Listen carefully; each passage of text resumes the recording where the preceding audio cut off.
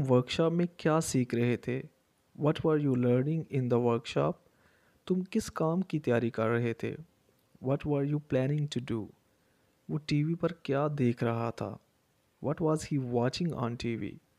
वो क्या खेल रही थी? What was he playing? तुमने क्या किया था? What had you done? तुमने उसे क्या दिया था? What had you given to him? तुमने कॉलेज में क्या सीखा था? What had you learned in college? तुम्हारे भाई ने क्या जीता था? What had your brother won? BA के बाद तुम क्या करोगे? What will you do after BA? तुम इसका क्या करोगे? What will you make of it?